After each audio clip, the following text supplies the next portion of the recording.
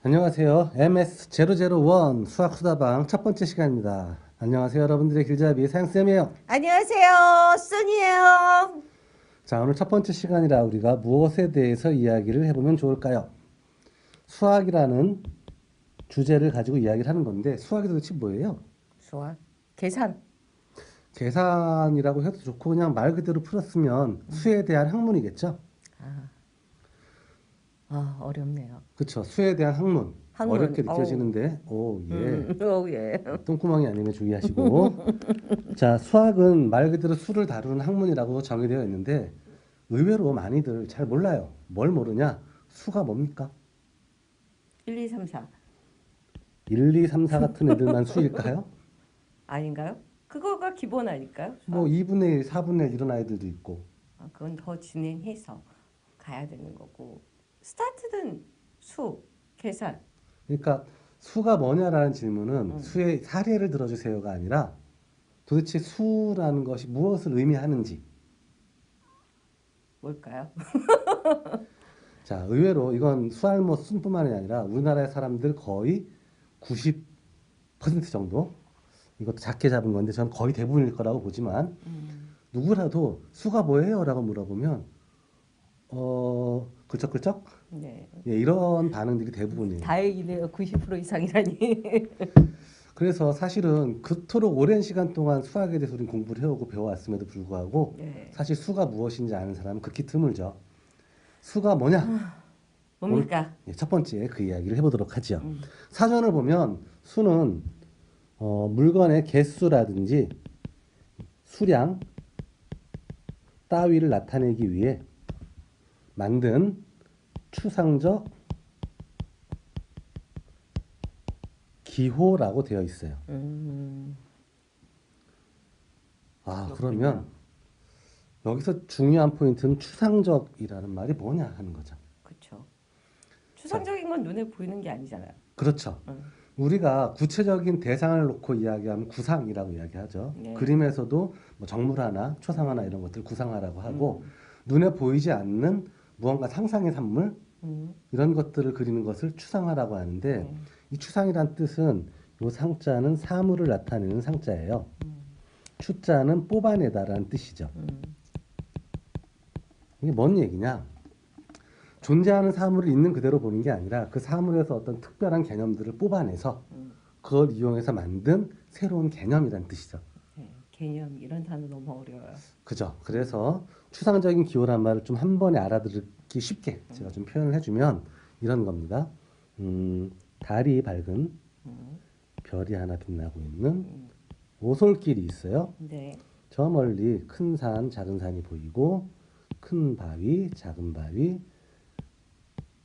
까마귀 한 마리, 작은 참새 한 마리, 꼬맹이 하나와 강아지 한 마리가 이제 길을 걸어가는 요 그림을 좀 살펴보죠. 보편적으로 동물들은 이 모양을 보고 모든 이러한 사물들이 공통적인 속성을 가지고 있구나라고 생각해내지 못해요. 근데 사람들은 자, 이걸 보고요. 요걸 보고 이걸 보고 이걸 보고 이걸 보면서 공통적으로 둘이다라는 생각을 해낼 수 있다는 거예요. 동물은 못하냐고요? 예, 동물은 이걸 못해요. 가만히 보면 달하고 별, 까치하고 참새, 큰 바위와 작은 바위, 꼬맹이와 강아지 사이의 공통점은 별로 없죠. 없어 보이죠. 근데 그들 사이에 둘이라는 공통의 어떤 추상적 개념을 끄집어내서 이라는 기호로서 나타낼 수 있는 건 오로지 인간만이 가진 능력이라는 거예요. 그래서 이렇게 만들어진 추상적인 기호를 뭐라고 부르자?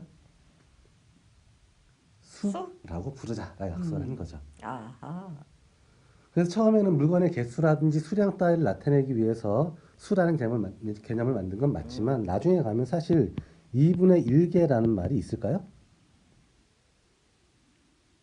한 개, 두 개 있지. 있어도 2분의 1개 뭐 이런 말은 의미가 없겠죠. 그렇죠. 나중에 가면 뭐 이런 것도 나오죠. 루트 2. 네. 나중에 설명하겠지만 네. 루트 2개 아니면 뭐 루트 2 킬로미터.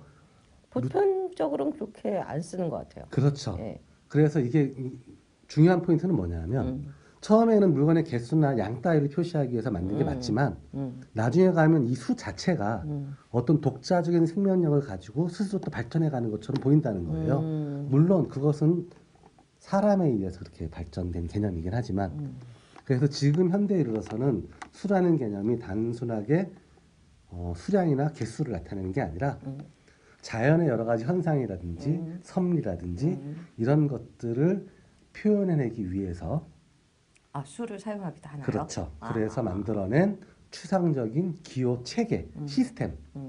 단순한 기호가 아니라 그 안에 어떤 시스템이 존재하는, 구조가 존재하는 그러한 기호 체계라고 받아들여야지만 올바른 개념이 될 것 같아요. 아, 그렇군요. 그러면 이러한 수라는 추상적 기호 체계가 만들어지기 이전 시대에 사람들은 개수나 양 따위를 표현하기 위해서 뭘 이용했을까요? 돌? 아, 그렇죠. 너무 정답인데요. 아, 그래요?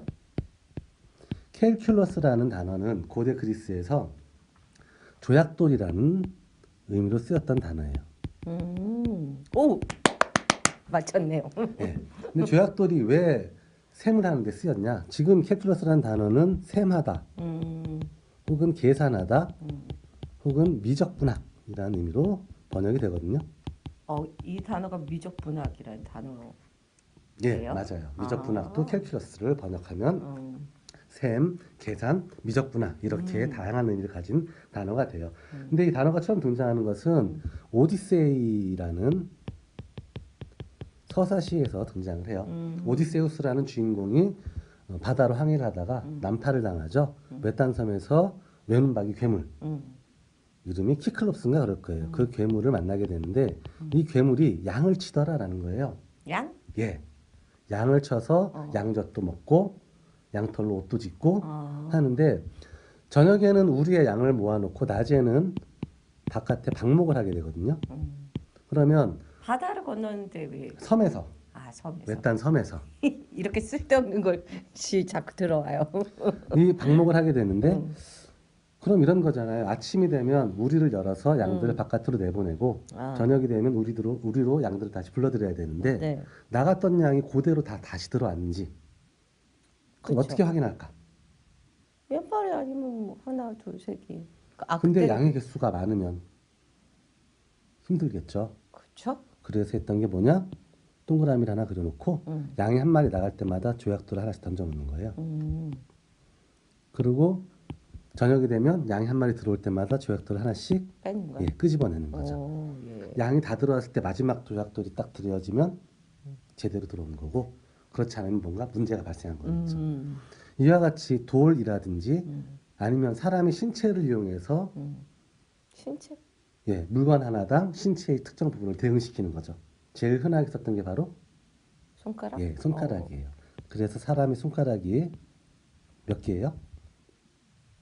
뭐 5개, 5개, 10개. 예, 그래서 10개니까 우리는 항상 10개씩 묶어 세는 십진기수법의 습관들을 가지게 된 거죠.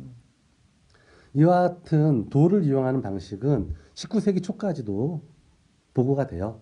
선교사들이 아프리카에 갔을 때 아프리카 오지에 가니까 아프리카 부족의 전사들이 맹수 사냥을 나가거나 전쟁을 나갈 때 한 사람당 돌을 하나씩 들고 신성한 나무 밑에 모여서 돌을 던져놓고 나가는 거죠.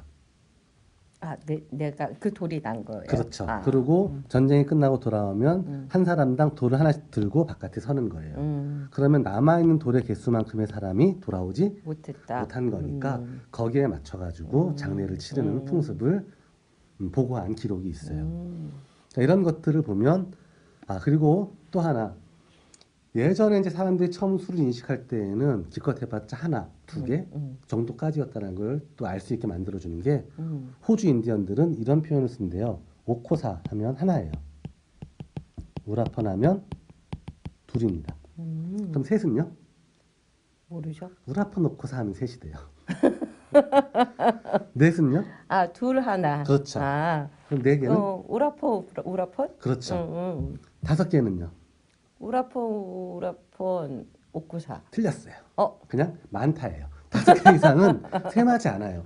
왜냐하면 그 사람들이 원시적인 삶에서는 그 이상의 복잡한 개념이 필요하지 않았으니까 아. 그 정도의 수적 개념을 가지고 충분했던 거예요. 근데 놀라운 건 이 원주민들이 양을 키우는데 아까 그 외눈바위 괴물처럼 돌멩이 같은 걸 이용하지 않아요. 양의 이름을 다 기억해요. 양의 생김새를 보고 얼굴을 보면 얘가 어떤 양인지 아는 거예요. 조금 나아졌네요. 기억력이 기가 막힌 그러니까. 거죠. 어쨌든 엄청난데?